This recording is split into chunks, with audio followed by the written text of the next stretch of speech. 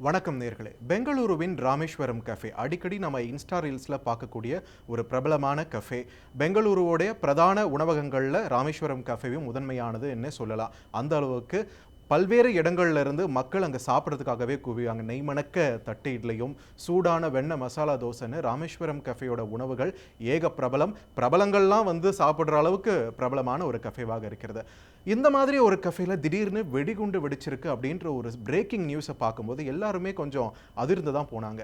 முதல்ல இது வந்து சிலிண்டர் வெடி விபத்து அப்படின்ற மாதிரி தான் நியூஸ் வந்தது. ஆனால் தொடர்ந்து விசாரணை மேற்கொண்டதில் தான் நிறைய விஷயங்கள் வெளிவர ஆரம்பிச்சது. குறிப்பாக இது வந்து சிலிண்டர் விபத்து கிடையாது. ஒருத்தங்க தன்னுடைய பையை வந்து வச்சுட்டு போயிருக்காங்க. அந்த பையிலிருந்து தான் இந்த குண்டு வெடிச்சிருக்கு அப்படின்ற ஒரு விஷயத்தை கண்டுபிடிச்சப்ப தான் இதுக்கு பின்னாடி தீவிரவாத கும்பல் இருக்கிறது அப்படின்ற ஒரு அதிர்ச்சிகரமான விஷயம் வெளிவந்தது.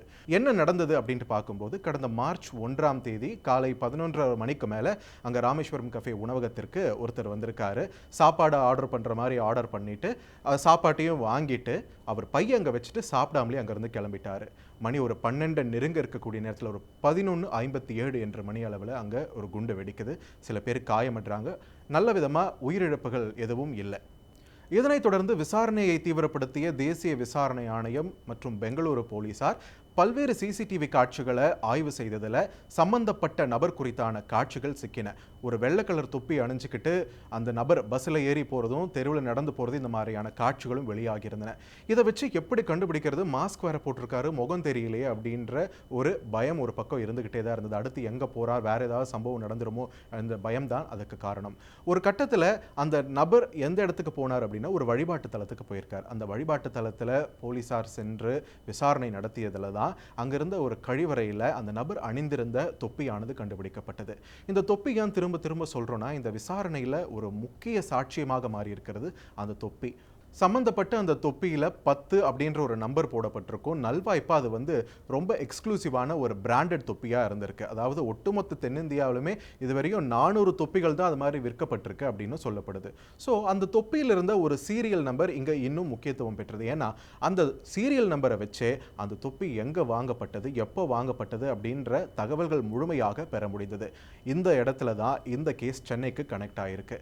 சம்பந்தப்பட்ட தொப்பி சென்னையில் இருக்கக்கூடிய ஒரு பிரபல மால் இருக்கக்கூடிய ஒரு கடையில் வாங்கப்பட்டிருக்கு.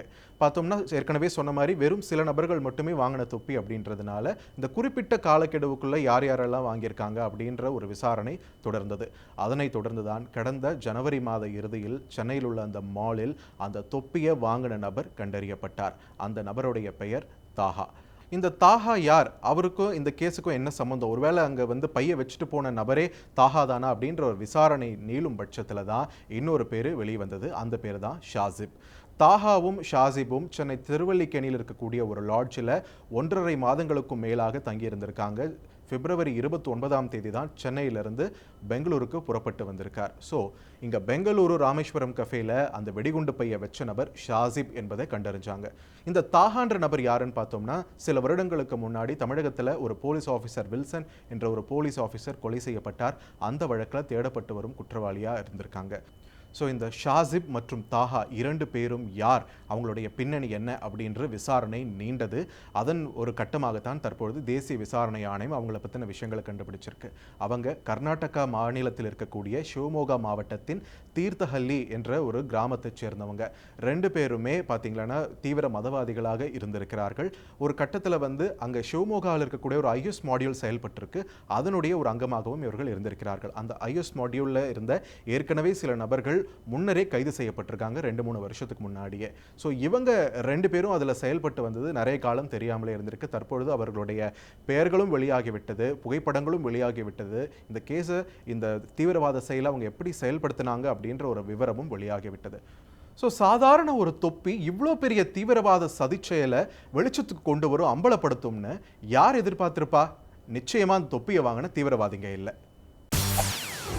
செய்திகளை உடனுக்குடன் தெரிந்து கொள்ள உடனே சப்ஸ்கிரைப் பண்ணுங்க.